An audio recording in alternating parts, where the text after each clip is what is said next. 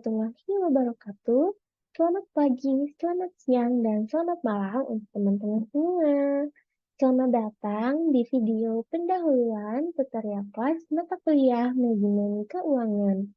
Teman-teman gak kerasa ya kalau sekarang itu kita udah masuk ke minggu ke-6 perkuliahan. Teman-teman pasti lagi sibuk-sibuk banget buat ngurusin tugas-tugas dan juga persiapan untuk UTS nanti, khususnya di mata kuliah manajemen keuangan.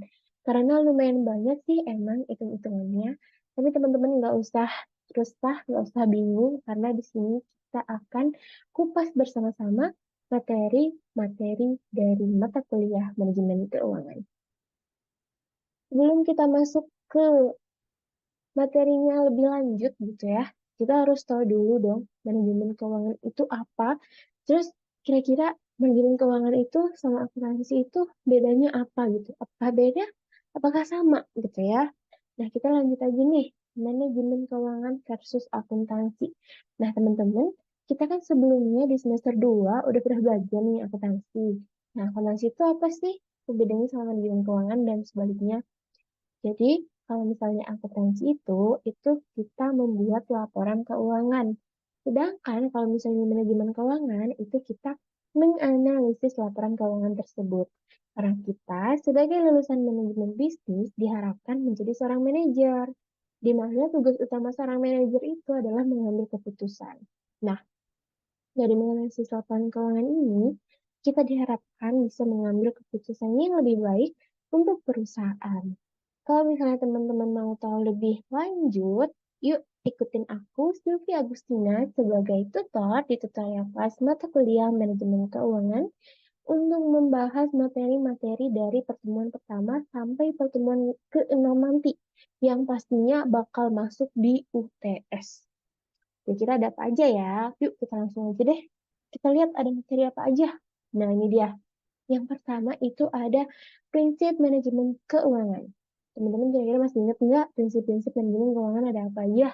Nah, harus ingat ya, jangan sampai lupa karena prinsip-prinsip ini itu sangat berhubungan dengan materi-materi kita ke depannya. Yang pertama ada cash flow is what matters. Yang kedua ada money has some value. Yang ketiga ada risk require reward. Yang keempat itu ada market price against real right. Yang kelima ada conflict of interest against agency program.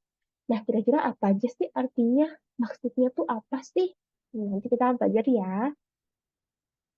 Nah, selanjutnya adalah laporan keuangan dan analisis laporan keuangan sebagai topik kita yang kedua. Nah, di sini kita akan belajar apa aja nih? Nah, yang pertama itu ada liquidity ratio atau rasio likuiditas. Lalu yang kedua ada capital structure ratio atau biasa yang dikenal dengan rasio leverage. Lalu yang ketiga ada activity ratio atau rasio aktivitas. Lalu yang keempat ada profitability ratio atau rasio profitabilitas. Nah, di sini nanti kita akan belajar banyak banget soalnya liquidity ratio sendiri itu ada berbagai metode untuk menghitungnya kayak gitu. Jadi, pokoknya akan lumayan banyak sih rumusnya untuk laporan keuangan dan analisis laporan keuangan. Tapi teman-teman nggak perlu khawatir, karena kita akan belajar ya tentang ini nanti. Lalu selanjutnya ada yang ketiga, nilai waktu dari uang. Nilai waktu dari uang itu kita akan belajar apa aja? Nah, pertama itu ada future value single amount. Lalu yang kedua ada present value single amount. Yang ketiga ada future value annuity. Dan yang keempat ada present value annuity. Nah, kira-kira bedanya itu apa sih dari keempat ini? Lalu yang keempat itu ada tingkat pengembalian dan risiko. Di sini kita akan belajar tentang expected cash flow, expected rate of return, risk and single investment, dan investasi di pasar modal atau saham. Di sini kita juga akan belajar mengenai portofolio, yaitu membagi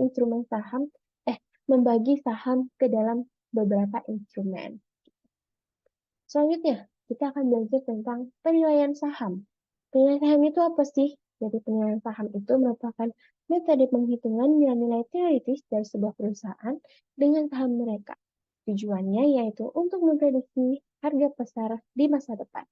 Selain penilaian saham, ada lagi nih yang keenam, yaitu penilaian obligasi, yaitu teknik untuk menentukan nilai wajar teoritis dari suatu obligasi. Tujuannya yaitu untuk membantu investor menentukan tingkat pengembalian atau keuntungan agar investasi obligasinya bernilai. Nah, ternyata lumayan banyak banget ya materi-materi yang akan kita pelajari di mata kuliah manajemen keuangan ini. Terus kayak masih banyak juga yang ada rumus-rumusnya gitu ya, banyak anak-anaknya gitu. Nah, tapi teman-teman nggak usah khawatir, karena kita akan mengupas tuntas satu-satu dari materi tadi dari awal sampai akhir, yang tentunya akan membantu teman-teman dalam mempersiapkan ujian tengah semester mata kuliah manajemen keuangan. Untuk teman-teman yang mau ikutan untuk belajar bareng tentang manajemen keuangan ini, teman-teman bisa banget ikut tutorial kelas yang akan kita adakan secara offline minggu depan. Di mana cara daftarnya? Nah, teman-teman bisa stay tune di IG Hima MBTI agar mengetahui link pendaftaran untuk ikut tutorial kelas yang offline nanti. Ingat ya, pendaftarannya itu terbatas. Dan jangan lupa teman-teman untuk daftar. See you di kelas offline selanjutnya. Dadah!